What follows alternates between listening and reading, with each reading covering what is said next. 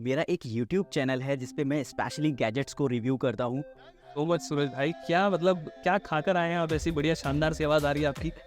YouTube के पीछे basically मैं तो इसे एक एक्सीडेंटल प्रोफेशन बोलता हूँ क्योंकि जिस कब आपको ये लगा कि अब मुझे यही रहना है, इसके अलग कहीं कुछ और नहीं? सूरज भाई, जैसे कि आप एक्सपर्ट हैं यूट्यूब में हमारे साथ, तो बहुत सारे लोगों के मन में ये सवाल रहता है, शॉर्ट वीडियो डालना ज़्यादा सही रहता है कि लॉन्ग वीडियो, अगर मुझे इनिशियल ग्रो करना है? और सभी का धन्यवाद। लेकिन अगर स्पेशली मैं किसी का नाम लेना चाहूँ तो सबसे पहले होता है कि अक्सर लोग पूछते हैं कि चलो यूट्यूब पर तो वीडियोस बनाते हो, बहुत अच्छी बात है, करते क्या हो? एक ऐसी फैमिली से आते हो जहाँ पर थोड़ा बहुत इस चीज़ की बहुत वैल्यू कि आपकी गवर्नमेंट जॉब लग जाए। लेकिन कहीं न कहीं करियर के साथ-साथ हम लोग मिसगाइड भी हो रहे हैं इस चीज़ को लेकर, और सबसे ज़्यादा आपको खतरा होता है साइबर अटैक्स का, और मेरे साथ भी हो चुका है कि चैनल हैक। जी, अगर कोई टेक रिव्यूअर बनना चाहे तो आपके हिसाब से वो कैसे शुरुआत कर सकता है? Radio City. Radio City. 104.8 FM रग रग में कानपुर सिटी। सबसे पहले तो हमारे सुनने वालों को आप प्लीज़ बताइए, आपका नाम क्या है, आप कहाँ से आए हैं, आप क्या करते हैं? मेरा नाम सूरज है और मैं कानपुर का रहने वाला हूँ, और मेरा एक यूट्यूब चैनल है जिस पे मैं स्पेशली गैजेट्स को रिव्यू करता हूँ और नया-नया कंटेंट आप सबके लिए लाता हूँ। तो मैं यहाँ पर आज आ चुका हूँ रेडियो सिटी पर, और आप सबके लिए काफ़ी सारी टेक्निकल बातें करूँगा। और अखिल, आरजे अखिल का बहुत-बहुत धन्यवाद हमें रेडियो सिटी पर इनवाइट करने के लिए। मुझे बताइए सूरज भाई, आपके चैनल का नाम क्या है? किस तरह के प्रोडक्ट्स आप रिव्यू करते हैं? मेरे चैनल का नाम है एसआरजे टेक वर्ल्ड, और यहाँ पर मैं मोबाइल फ़ोन्स को रिव्यू करता हूँ, गैजेट्स को रिव्यू करता हूँ, और जितना भी टेक दुनिया में मतलब कुछ नया आ रहा है मैं उसको लाने की कोशिश करता हूँ। एक तो ये चैनल है, इस पे लगभग 5 लाख के सब्सक्राइबर हैं, आपको ब्लू टिक के साथ वो मिल जाएगा। इसके बाद जो हम एक नया चैनल अभी बना रहे हैं, और मुझे लगता है कि ये भी एक बहुत अच्छा कंटेंट है। मैं ऑटोमोबाइल इंडस्ट्री में आजकल नई-नई कार्स आ रही हैं, नए-नए बाइक्स आ रही हैं, तो उनको एक्सप्लोर करने की कोशिश कर रहा हूँ कि ये भी एक टेक का ही हिस्सा है। तो मैं अपनी ऑडियंस के सामने वो भी कुछ लाने की कोशिश कर रहा हूँ। उस चैनल का नाम है ऑटोक्राफ्ट। तो बेसिकली ऑटोमोबाइल इंडस्ट्री से जुड़ी हुई सारी इन्फॉर्मेशन वहाँ पर भी आपको मिल जाएगी। तो वहाँ पर भी आप हमसे चाहें तो जुड़ सकते हैं। सो मच सूरज भाई, क्या मतलब क्या खाकर आए हैं आप? ऐसी बढ़िया शानदार सी आवाज़ आ रही है आपकी।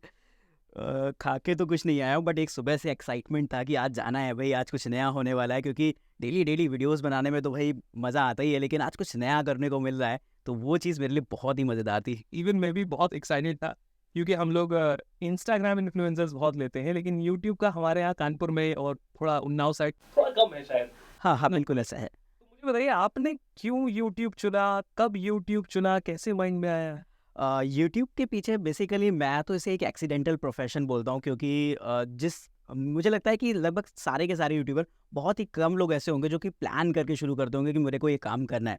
और मेरा भी सेम वही था कि ऐसा कुछ प्लान नहीं था कि मैं इस प्रोफेशन में जाने वाला हूँ। मैं तो एक टीचर था, मैं तो बच्चों को पढ़ाता था, और बट इसी दौरान कहीं न कहीं मेरे को लगा कि अगर मैं थोड़ा ठीक-ठाक बोल सकता हूँ, कहीं पर कुछ लोगों को बता सकता हूँ, चूँकि मेरा बचपन से ही दिमाग थोड़ा-सा टेकी था, और मैं ट्राई करता था कि लोगों को टेक्निकल बातें बताऊँ, टेक्निकल ट्रिक्स एक्सप्लोर करूँ। ये सारी चीज़ें मेरे दिमाग में हमेशा से चलती रही है।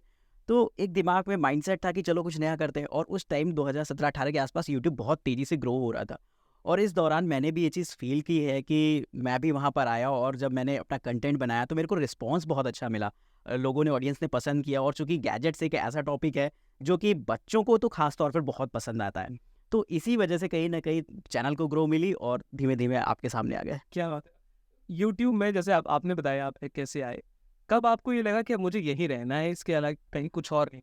ये एक मुश्किल डिसीजन होता है, खास तौर से तब जब आप एक कॉम्पिटिटिव एग्जाम की तैयारी कर रहे होते हो। मैं भी बैंक एसएससी में ट्राई कर रहा था, और एक लगा था कि कैरियर सेट करना है, तो उस दौरान मैं चाह रहा था कि यार कहीं हो जाए तो बहुत बेहतर है। और इस दौरान मैंने ये चीज़ फ़ील की, आपका फैमिली प्रेशर भी होता है कि आपको परफॉर्म करना है, आप भाई आपकी एज हो रही है, आपको उनके सामने जाना है। तो अब पॉइंट यहाँ पर ये आता है कि आपको कैसे धीमे-धीमे चीज़ों को मैनेज करना है। और जब मैंने यूट्यूब चैनल बनाया तो शुरू में तो सबके लिए एक ये होता है कि यार ये क्या चीज़ है? क्योंकि आज भी बहुत सारे लोग ऐसे हैं जो कि इस प्रोफ़ेशन को प्रोफ़ेशन नहीं मानते। अक्सर लोग पूछते हैं कि चलो यूट्यूब पर तो वीडियोज़ बनाते हो, बहुत अच्छी बात है, करते क्या हो? तो ये एक क्वेश्चन तो हमेशा से रहा, और जब शुरू से ही ये सारी चीज़ें फ़ेस करनी पड़ती हैं, और आप एक ऐसी फ़ैमिली से आते हो जहाँ पर थोड़ा बहुत इस चीज़ की बहुत वैल्यू है कि आपकी गवर्नमेंट जॉब लग जाए।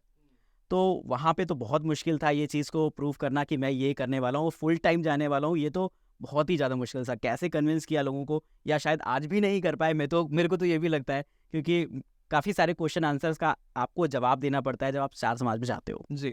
तो घर वाले अभी सेटिस्फाइड हैं, अभी मानते हैं कि हाँ लड़का सेट है, या अभी भी उनको ये लगता है बेटा कब नौकरी के लिए करो? देखिए सक्सेस का सेटिस्फेक्शन नहीं होता पहली बात तो। आप एक स्टेज पे पहुंच जाते हो और सामने वाली की एक्सपेक्टेशन 2 कदम ऊपर चली जाती है।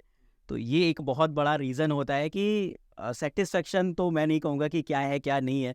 लेकिन हाँ, ये चीज़ ज़रूर है कि हाँ, अभी फ़िलहाल खुश हैं, अभी सब कुछ अच्छा चल रहा है, ऑडियंस का प्यार मिल रहा है और सब कुछ बेटर है फ़िलहाल तो। आपकी जो यूट्यूब की जर्नी है, आपने बताया 2017-18 से आपने शुरू किया, जी। तो अभी तक की जर्नी में अगर आपको थैंक यू कहने का मौका मिले रेडियो सिटी पर किसी को, हाँ। आप किस-किस को थैंक यू कहना देखिए यहाँ पर मैं सबसे बड़ा पॉइंट ये रखूँगा कि वैसे तो मैं जहाँ तक भी आया हूँ, मेरे 5 लाख सब्सक्राइबर हैं, प्लस ही हैं। तो शायद एक-एक सब्सक्राइबर मेरे लिए बहुत कीमती है और सभी का धन्यवाद। लेकिन अगर स्पेशली मैं किसी का नाम लेना चाहूँ, तो सबसे पहले होता है कि आपकी फैमिली आपके साथ खड़ी है या नहीं खड़ी है। बाहर में लोग क्या कहते हैं, बाहर वाला क्या कह रहा है, कोई फ़र्क नहीं पड़ता। लेकिन घर वाले क्या एग्री करते हैं जो आप काम कर रहे हो इसको लेकर, तो ये एक बड़ा है कि घर वालों का सपोर्ट मिला। सेकंड देवी जी का बड़ा सपोर्ट रहा, माता रानी का, कि उनका आशीर्वाद जब-जब मिलता रहा तो सारी चीज़ें मतलब खराब से बेहतर होती चली गई। गुड। कभी आपने कुछ ऐसा डाउनफॉल देखा कि आप परेशान हो गए हो कि यार यूट्यूब में मेरा फॉर एग्जांपल सब्सक्राइबर नहीं बढ़ रहा है, व्यू नहीं बढ़ रहा, कुछ जो भी टेक्निकल? एज़ अ यूट्यूबर आपको बहुत सारे टेक्निकल चैलेंजेस फेस करने पड़ते हैं और आज की तारीख में यूट्यूब एक ग्रोइंग इंडस्ट्री है और सबसे ज़्यादा आपको खतरा होता है साइबर अटैक्स का।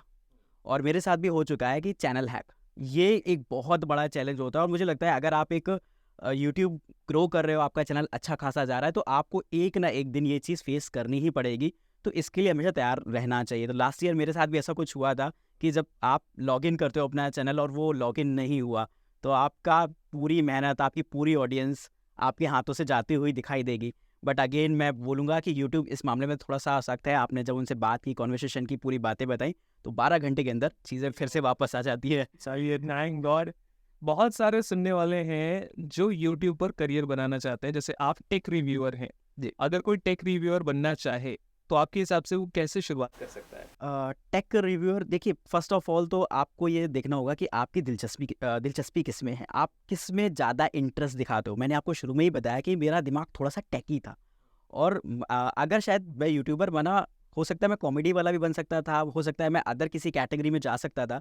बट हुआ ये कि मैं शुरू से माइंडसेट था कि मेरे को टेक्निकल काम ही पसंद है।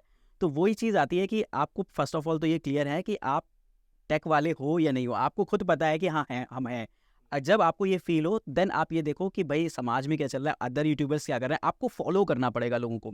आपको लोगों को भी देखना पड़ेगा, उनसे इंस्पायर होना पड़ेगा और फिर ये डिसाइड करना पड़ेगा कि आप उनसे अलग क्या कर रहे हो। भाई एक 10 मिलियन वाला भी चैनल है और एक 10,000 वाला भी चैनल है। दोनों का अपना अलग-अलग कंटेंट है, अलग-अलग ऑडियंस बेस है और वो 10 मिलियन वाले से क्या अलग कर रहा है, ये बहुत मायने रखता है। तो आप ये देखो कि मेरा कंटेंट यूनिक हो, first of all. Second thing, आपको ये देखना है कि पेशेंस तो रखना ही है, क्योंकि अभी क्या है कि कंपटीशन बहुत है। आप कोई भी चैनल शुरू करोगे तो अभी पहले क्या होता था, शुरू के 3-4 महीने में मोनेटाइज हो जाता था। अब क्या है, हो सकता है आपको साल भर वेट करना पड़े, 2-2 साल वेट करना पड़े, लेकिन रिजल्ट मिलता है। ये बात तो श्योर है कि अगर आप लगातार वीडियोस डाल रहे हो, अपनी ऑडियंस के साथ जुड़े हो, लगातार आप सोशल मीडिया पे एक्टिव हो, तो रिजल्ट आपको मिलेगा ही मिलेगा, इसमें आपको कोई डाउट तो करना ही नहीं है। सूरज भाई, जैसे कि आप एक्सपर्ट हैं यूट्यूब में हमारे साथ, तो बहुत सारे लोगों के मन में ये सवाल रहता है, शॉर्ट वीडियो डालना ज़्यादा सही रहता है कि लॉन्ग वीडियोज़, अगर मुझे इनिशियल ग्रो करना है? यहाँ पे मैं थोड़ा-सा एक पॉइंट रखूँगा कि दोनों की अपनी-अपनी अलग-अलग वैल्यूज़ हैं और एज़ अ यूट्यूबर मैं थोड़ा-सा प्रेफ़र करता हूँ लॉन्ग वीडियोज़। बट मार्केट में क्या चल रहा है, ये सोचना भी हमारा ही काम है। तो वहाँ पर जो ज़्यादा चलन है, वो है शॉर्ट वीडियोज़ का।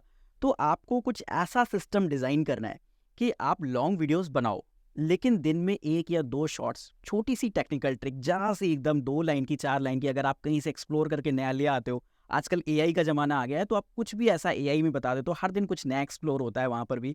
तो वो अगर आप अपने ऑडियंस को बताते हो टेक कैटेगरी के लिए, तो वो बहुत बेहतर रहेगा। तो लॉन्ग और शॉर्ट्स का एक आपको रेशियो बनाकर चलना है, आपको दोनों को ही साथ में लेकर चलना पड़ेगा। सिर्फ लॉन्ग पे आप डिपेंड रहोगे तो भी काम नहीं बनेगा, सिर्फ शॉर्ट्स पे डिपेंडेंसी रखेंगे तब भी काम नहीं बनेगा। सूरज भाई, क्या लगता है आपकी ऐसी कौन सी खास बात है कि लोग आपको इतना पसंद करते हैं कि 5 लाख से ज़्यादा सब्सक्राइबर्स हैं आपके? सब्सक्रिप्शन का तो मैं आपको यही बताऊँगा कि चलिए आपने एक टाइम गुज़ारा है, आप वीडियोज़ डाल रहे हो तो लोग जो ऑडियंस है वो आपके पास आएगी, आपसे जुड़ने की कोशिश करेगी।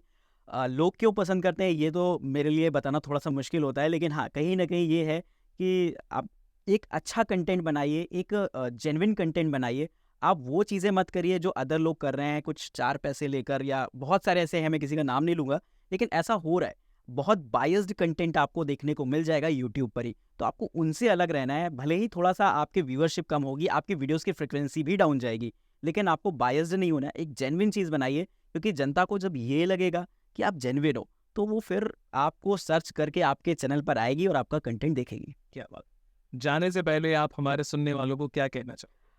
सुनने वालों को मैं यही कहना चाहूँगा कि आजकल सबसे बड़ा जो आ रहा है यूट्यूब इंडस्ट्री में, वो ये आ रहा है कि बहुत सारे बच्चे इसकी तरफ आकर्षित हो रहे हैं। उनको ये लग रहा है कि यार इसमें बड़ा कैरियर है, और बिल्कुल है, इसमें कोई डाउट वाली बात नहीं है, लेकिन कहीं ना कहीं कैरियर के साथ साथ हम लोग मिसगाइड भी हो रहे हैं इस चीज़ को लेकर। बहुत सारे बच्चे क्या है कि वो पढ़ाई को साइडलाइन कर रहे हैं और इसमें आ रहे हैं। मैंने भी ग्रेजुएशन की, जब सारी चीज़ें कर ली उसके बाद ही मैं इस फील्ड पर आया, लेकिन बहुत सारे बच्चे, यूथ जो है हमारा, थोड़ा सा उसको चकाचौंध देखकर कि यार फलाने ने तो गाड़ी खरीद ली, फलाने तो फलाना फ़ोन खरीद लिया, तो यार मेरे को भी मिल सकता है, हम भी करते हैं। तो इंस्पिरेशन अच्छी बात है, बट मिसगाइड मत हो, क्योंकि वो जो ला रहे हैं, वो जो चीज़ें कर रहे हैं, वो ऑलरेडी उनको, उनका बैकग्राउंड तैयार था, उनकी सारी चीज़ें रेडी थी, तब वो कर पाए। अभी आप ग्रो कर रहे हो, अभी आपको पहले मतलब सीढ़ी अगर आपको चढ़नी है तो 1 2 3 4 ऐसे ही आप स्टेप रखोगे, सीधे 10 20 ऐसे नहीं जाओगे। तो मेरा एक जो पहला ये है कि बच्चों को पहले तो एक ये चीज़ करनी चाहिए कि पहले वो देखें, लोगों से इंस्पिरेशन लें, लेकिन जब एक एज तक पहुंच जाए, उनको लगे कि नहीं अब ये मैं प्रोफेशन बनाना चाहता हूँ, तब फिर वो उस पर काम शुरू करें। सिर्फ टाइम पास के लिए या एंटरटेनमेंट के लिए करना उतना अच्छा नहीं है। बाकी करते तो बहुत लोग हैं, मैंने भी किया, ऐसा तो नहीं कहूँगा कि मैंने भी बहुत सारी चीज़ें की हैं टाइम पास के लिए, तो वो भी एक अच्छी बात है। बट कहीं ना कहीं हमारी अदर जो चीज़ें हैं उनको प्रायोरिटी देनी चाहिए। और जाने से पहले मैं अगेन यही बात कहूँगा कि रेडियो सिटी का बहुत बहुत धन्यवाद। बहुत अच्छा लगा मेरे लिए, आज बहुत ही एक्साइटिंग मोमेंट है कि मैं आज यहाँ पर आया और आपसे जुड़ सका, आपकी ऑडियंस से जुड़ सका और अपने कानपुर से जुड़ सका। ये एक बहुत मतलब मेरे लिए बहुत अच्छा फील है, मैं इसे वर्ड्स में एक्सप्लेन नहीं कर सकता। Thank you. Okay, thank you. Radio City. Radio City. 104.8 FM रग रग में कानपुर सिटी।